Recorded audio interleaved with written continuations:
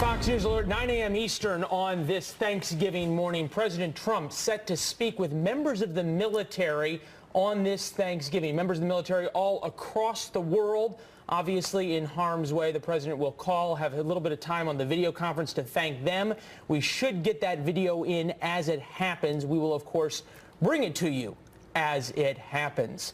President Trump and his family, President Donald Trump and his family spending the Thanksgiving holiday at Mar-a-Lago in Florida on Palm Beach, and it will not be all turkey and football, although we hear there is that on the agenda today. The administration says the president will be hard at work on the phones, pressing ahead on, you got it, tax reform. Remember, he set a Christmas deadline for that.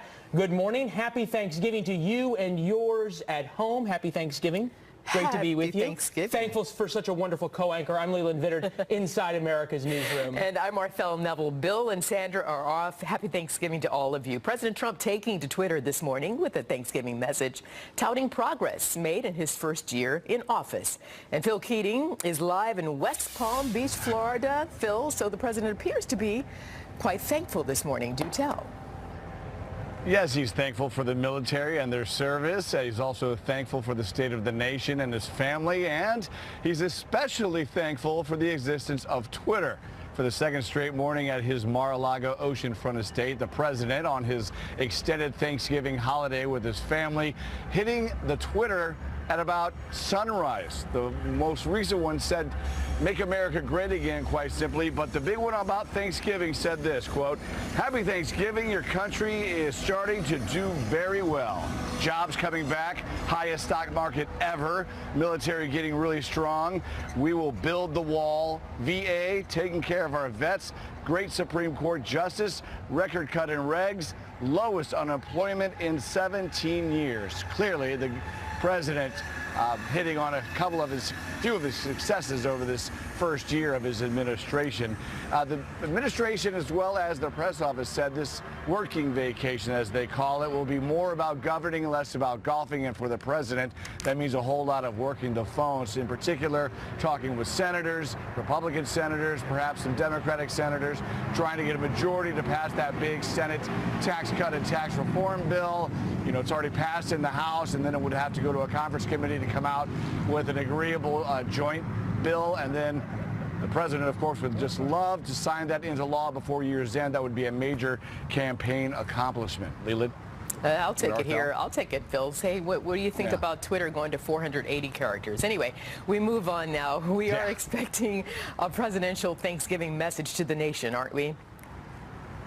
We are. Last year, as President-elect Donald Trump put out a video message on the Wednesday before Thanksgiving. So since he hasn't done it yet, we expect that will happen today. It was indicated by Sarah Huckabee Sanders, the press secretary, that it was probably going to be happening this week. So last year, the president was, like I said, the president-elect, and it was a very divisive year on the campaign trail between President Trump and Hillary Clinton, and the president at the time last November calling for the country to come together. Well, the year really hasn't panned out as great as that. Another person who's being quite thankful on this Thanksgiving Day is former Supreme Court Justice of Alabama, Roy Moore, who is, of course, the Republican candidate under a sexual harassment scandal going on here dating back 40 years in Alabama for the special election seat December 12th to replace Attorney General Jeff Sessions.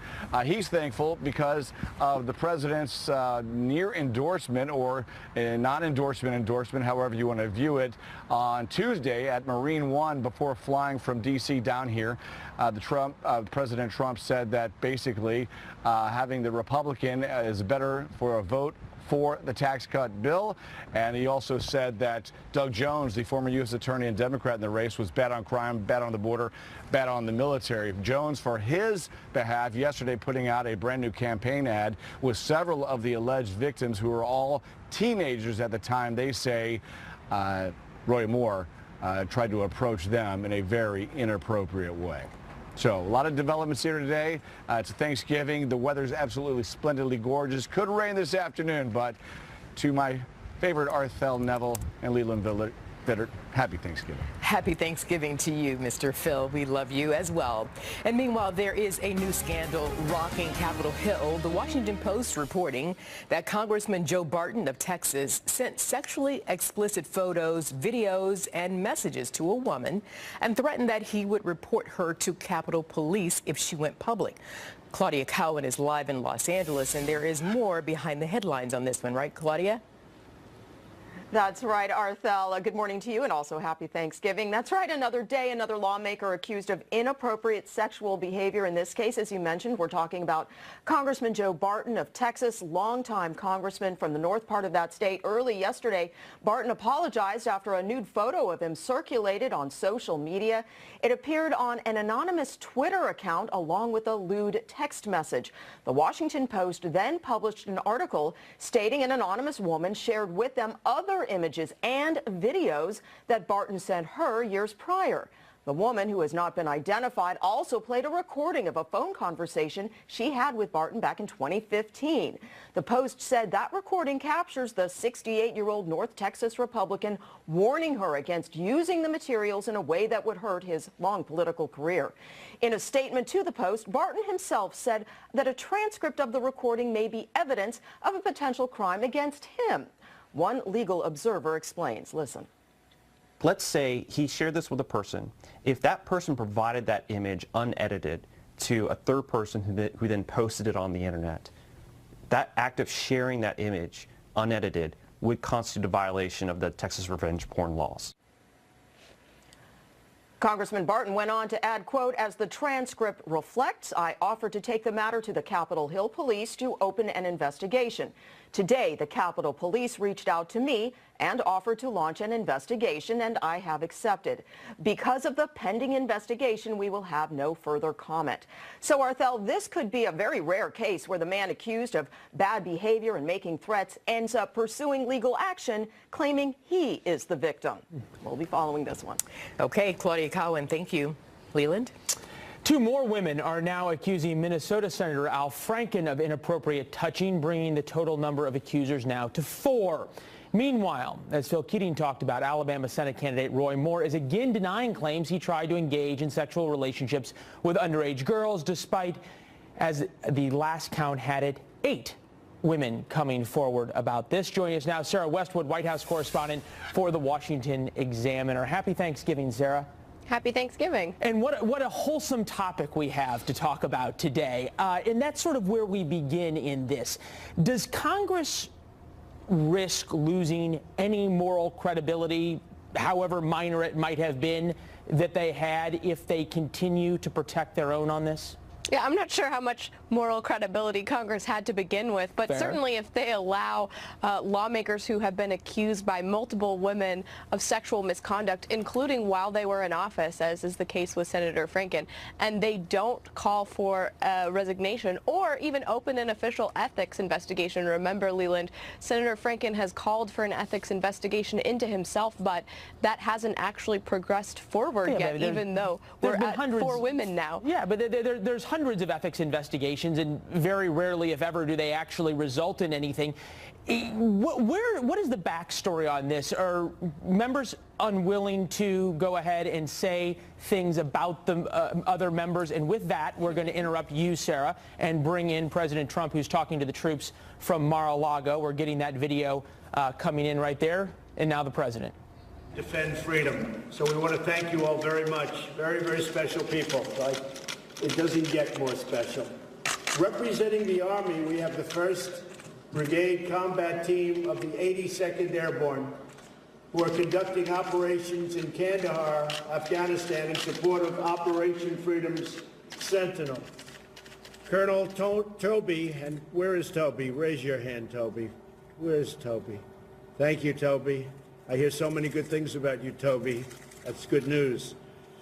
But Toby Magsik, happy Thanksgiving to all of you, and I have to say just directly to the folks in Afghanistan, everybody's talking about the progress you've made in the last few months since I opened it up. We opened it up, we said, go ahead, we're going to fight to win. We're not fighting anymore to just walk around, we're fighting to win.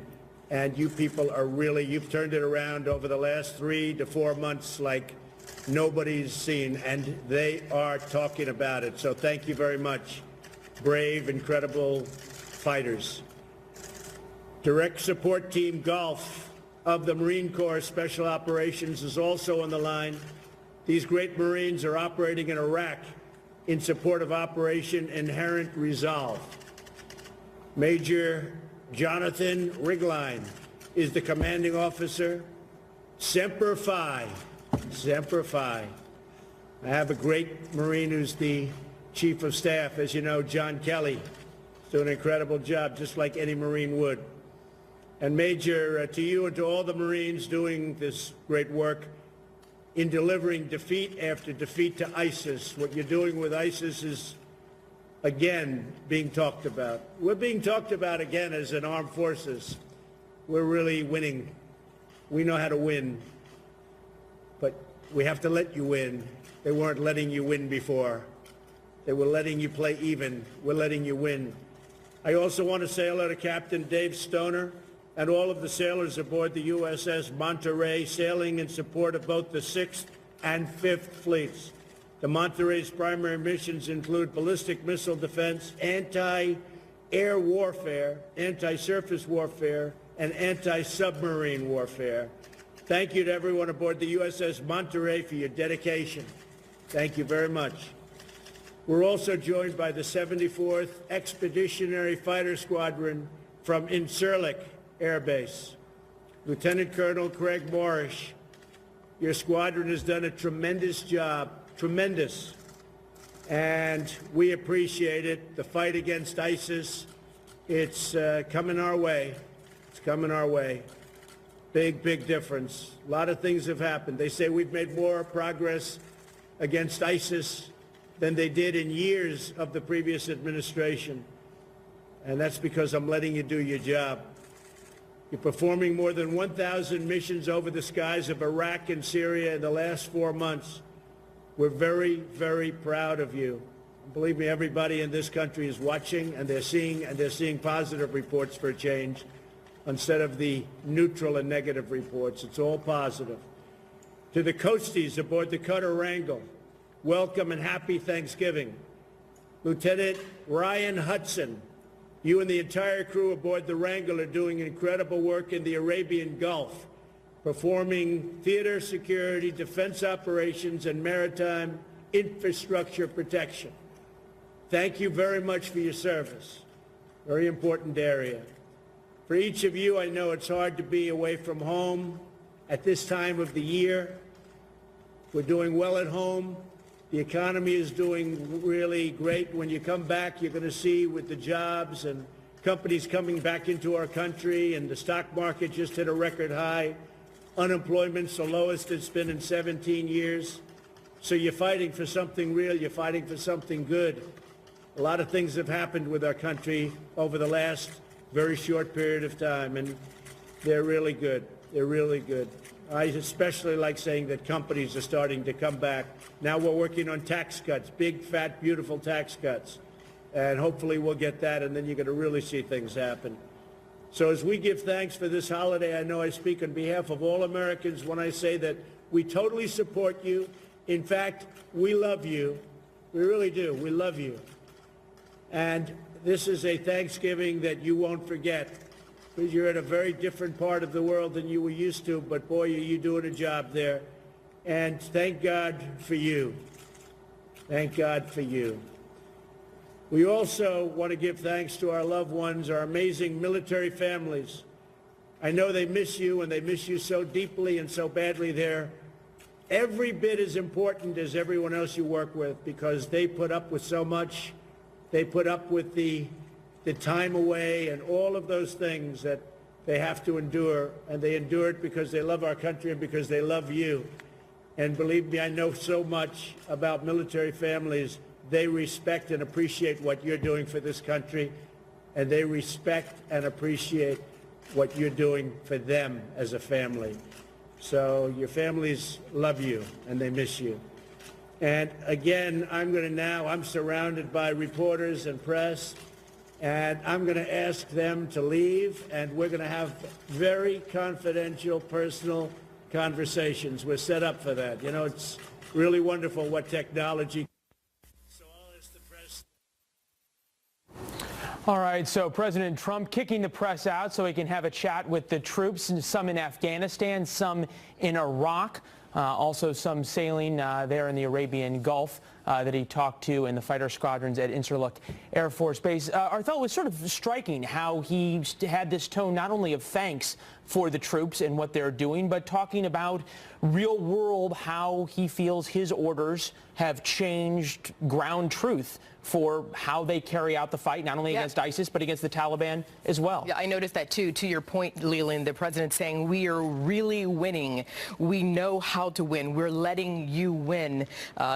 Speaking of the fact that he is giving the commanders on the ground more, having them be more in charge and calling the shots there in real time, as opposed to going through some of the bureaucracy that perhaps may have. We saw that when the mother of all bombs was dropped in Afghanistan. Bring back now Sarah Westwood, White House correspondent for the Washington Examiner. Sarah, thoughts on this? Unusual for a president to mix a thanks for the troops with the political message and the tax cut message, or fairly normal on a Thanksgiving? Well, it's certainly not unusual for President Trump. Anytime that he speaks publicly, he likes to have a mix of all types of subjects. He likes to talk off the cuff. Even though you could see that he was reading from a piece of paper, a lot of what he said seemed to be coming off the cuff. It was a mixture of prepared remarks and spontaneous remarks, and it was a classic Trump message to the troops for sure.